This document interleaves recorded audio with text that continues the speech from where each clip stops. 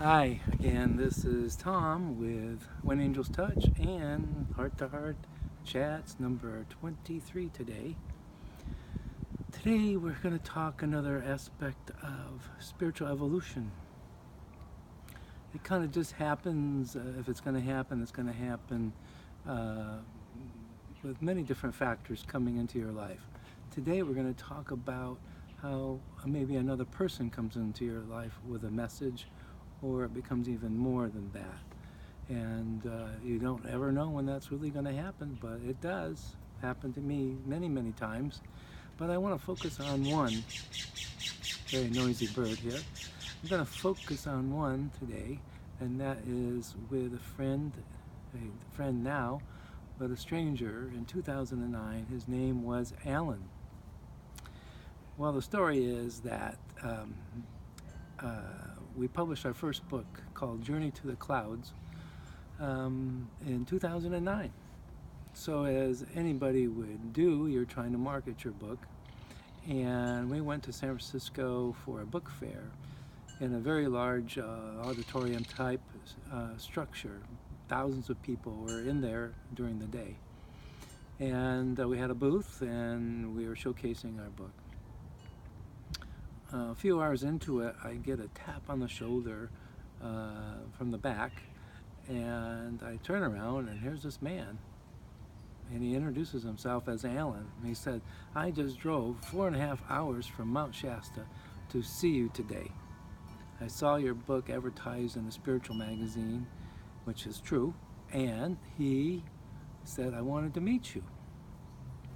Now you got to give the guy a lot of credit, right? He spent all that money and time driving to see me. Why me? Well, Alan is a very special man, and he has lived in San Francisco a long, long time, and he is about my age, and he has, as I come to find out, he is very spiritually oriented. Well, he started to talk to me after he introduced himself, and it appeared, almost felt like a bubble formed around both of us and kept us inside that bubble for more than an hour. We were talking and talking and talking about all kinds of things. And then one thing he said was something I'll never forget. He said, "Tom, you were a shaman or an Aboriginal shaman in Australia 5,000 years ago." Now you have to believe in reincarnation to believe this, and I do, and I have some proof that exists for me in many different lives. So over the years I've learned this. So at that time though, I was more new to this, and it seemed really strange. But okay, so he has a message. I listened, and then he said, "Tom, they upstairs are telling me to tell you you have to go to Australia sometime. Could be for recreation, it could be for exploration, but you have to go." Now, at that time in my life, I never ever envisioned going to Australia. Just didn't feel like I was going to do that. I was kind to Alan. I said, "Yeah, okay, I'll see what I can do." And in the years since, Alan's become a good friend, and we share spiritual stories. And he has a unique talent, of many talents, but a unique talent of channeling. And every time I see him and we're together, he channels something. It's a message from here, a message from there for me and my wife Caroline. And we always know it's truthful and honest, coming from a good source, and it always seems to be right. So, um, fast forward to 2015, we're in Australia. We decide to go. We have grown much more spiritually, and we decide that Alan's channel to go to Australia, we should explore it.